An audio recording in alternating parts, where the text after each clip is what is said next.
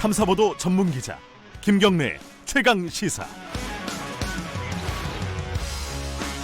김경래 최강시사 2부 시작하겠습니다. 어제 유엔 안전보장이사회가 열렸죠. 북한이 SLBM 잠수함 발사 탄도미사일 발사한 거 관련해서 열린 건데요.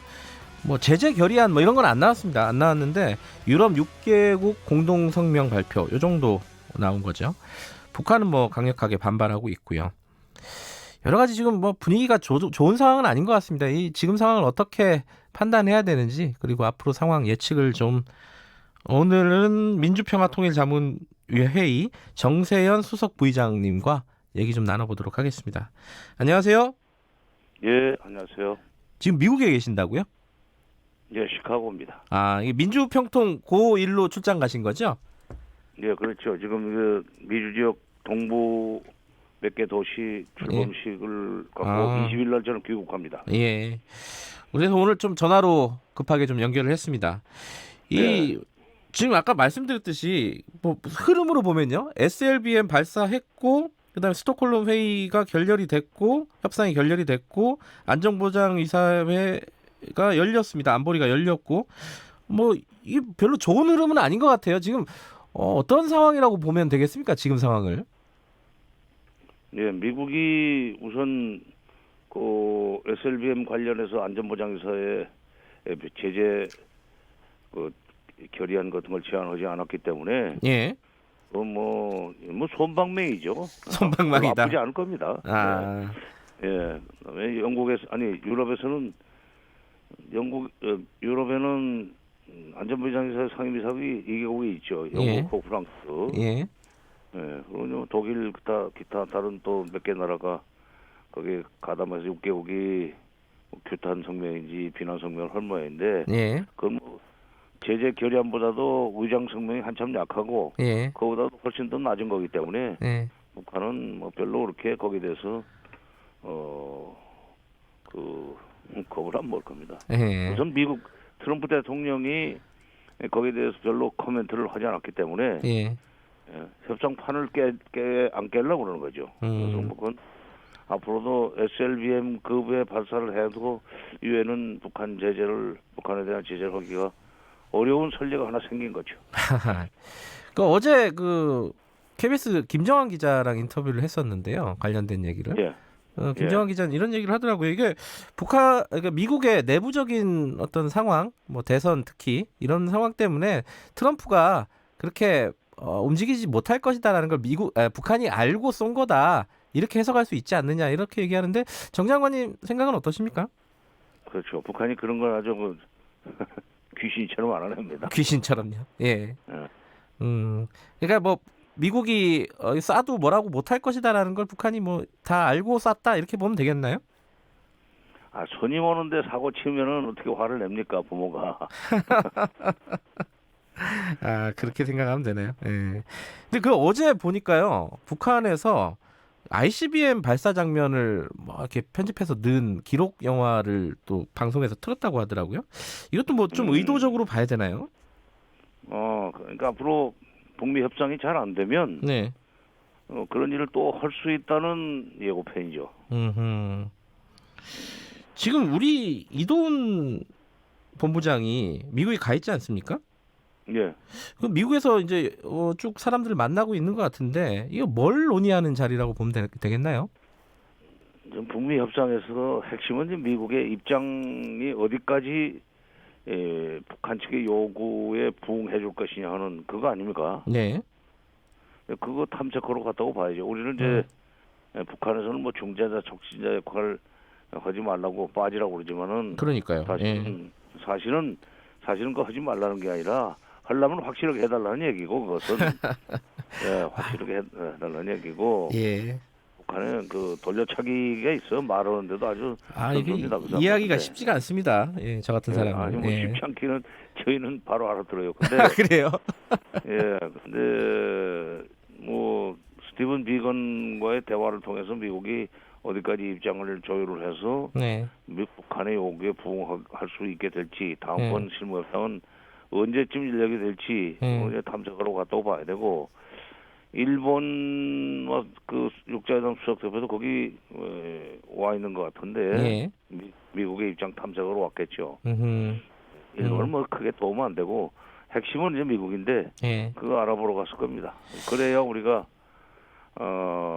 그 앞으로 북한과의 관계 또는 뭐 북한에서는 정부를 계속 비난하고 있지만 예. 북한과의 물밑 접촉 같은 것은 계속 시도를 해야 되니까 네. 그 탐색으로 갔을 겁니다.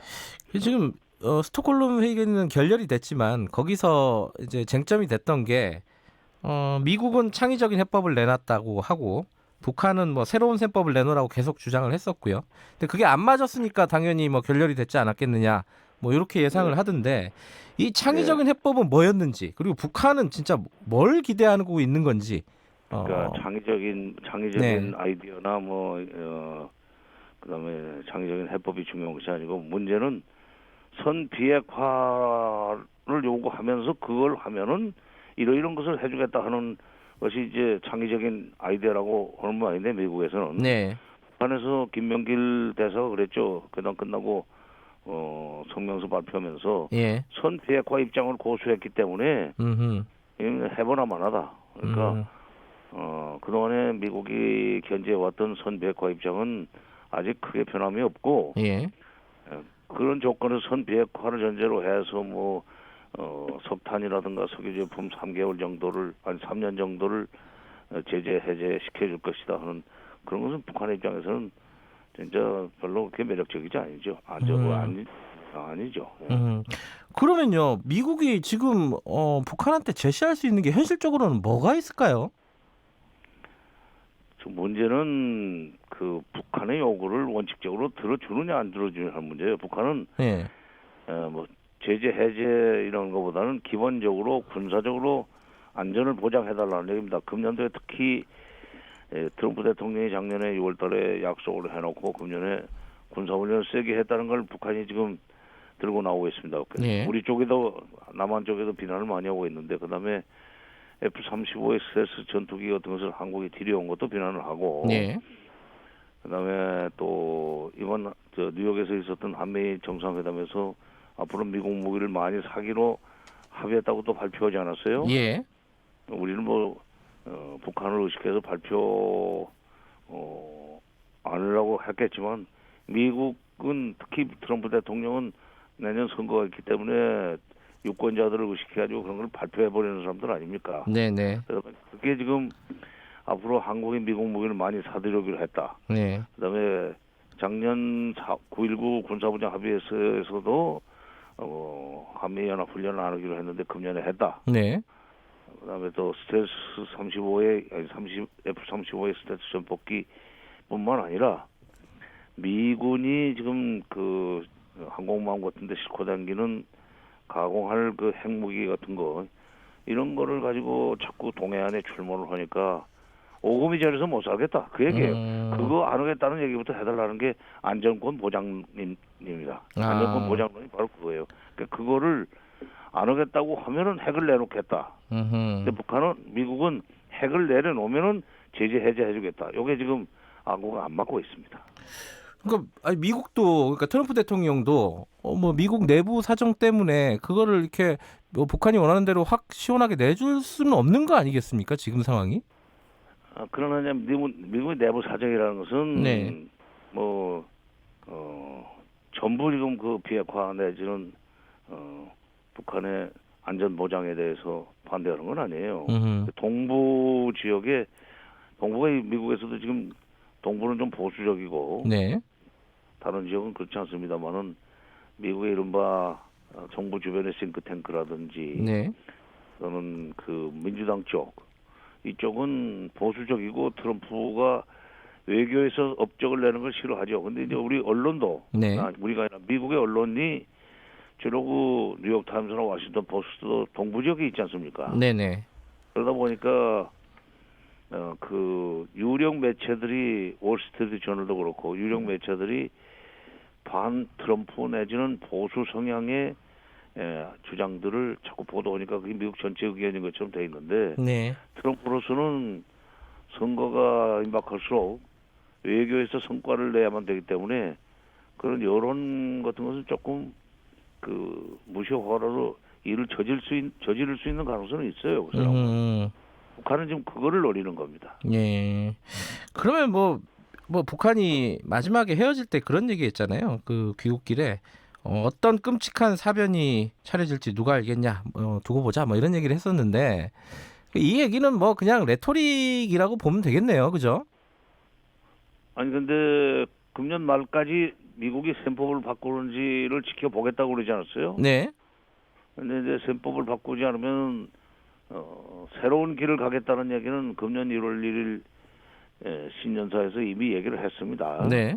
김정은 위원장이. 그러니까 그 끔찍한 일이라고 하는 표현을 쓴 것은 조금 겁을 주는 얘기는 하지만은 네. 아무 일도 없었던 듯이 가지는 않을 거예요. 예를 들면 ICBM 발사를 다시 재개한다든지 또는 핵실험을 다시 또 7차까지 할 준비를 한다든지 이렇게 되면은 미국으로서는 몸이 달아오르죠. 특히 트럼프로서는.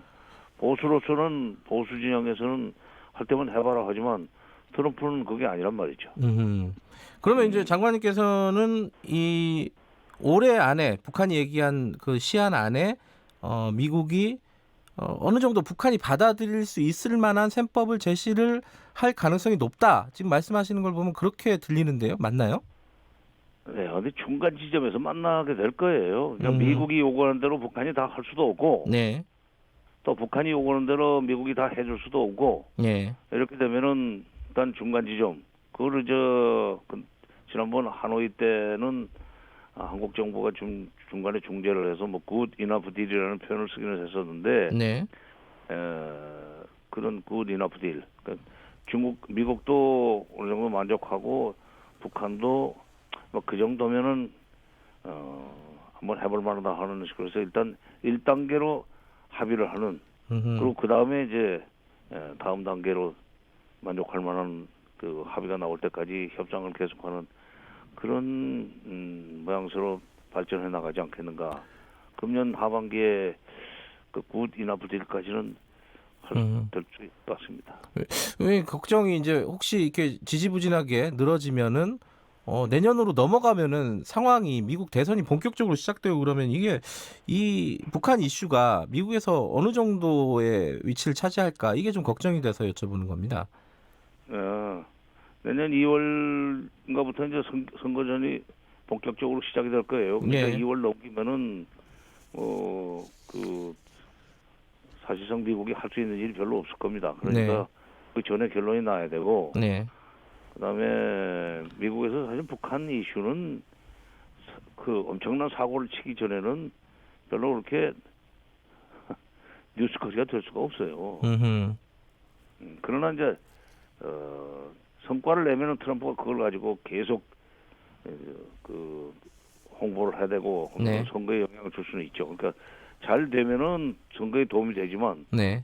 잘 안 돼가지고 지지부진해지거나 또는 북한이 ICBM 쏴대거나 이런다고 그래서 미국의 민심이 뒤집어져서 뭐 군사적으로 해결하라 그런 네. 식의 여론이 글쎄 그런 주장이 나올 수는 있어요. 현실적으로 미국이 군사적으로 조치를 하지는 못합니다. 중국이 있기 때문에 뒤에. 예, 예. 근데 이제 트럼프 입장에서는 뭐 그림을 좀 만들려고 할 거 아니겠습니까? 이 성과라는 게 결국. 그렇죠. 예, 그러면은 그렇죠. 바로 그림을 만들려고 그러죠. 근데 그 그림이 예. 완벽한 그러니까 용을 그리고 눈까지 찍는 정도의 그림은 아니고 예. 활용점정은 아니고 용을 뭐 중간쯤 그리는 굿 이나프 정도 그런 정도 일단 딜을 해놓고 재선이 되면은 마무리한다 이렇게 나갈 수 있죠. 그러니까 그 그림을 좀 그리려면은 둘이 김정은 위원장하고 트럼프 대통령하고 만나는 게 뭐 올해 안에 성사가 될 수 있을 것인가? 뭐 이게 궁금한 부분들 중에 그렇게 돼야 되고 그렇게 돼야 된다. 북한에서는 그걸 바라고 있고 예. 미국도 올해 안에 김정은 위원장이 만나는 모양새가 돼야 그나마 트럼프도 미국이 아니라 트럼프도 그렇게 돼야 내년 대선에 뭐 업적이라고 내놓을 수 있는 것을 만들어낼 수 있죠.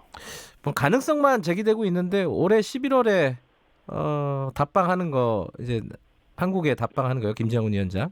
그거는 좀 시간상으로는 좀 무리가 있지 않을까라는 관측도 있더라고요. 어떻게 보세요? 그래서 이번에 10월 초에 9월 말 10월 초에 실무 협상이 잘 됐더라면은 네. 뭐 그 순서대로 실무 협상이 잘 돼서 북미 정상회담이 되고 나면 11월 하순이죠. 25일부터 예. 부산에서 하는 행사가 올 수 있었는데 지금은 그게 조금 애매해졌어요. 물리적으로는 좀 쉽지 않은 상황이다. 답방 11월 답방은요.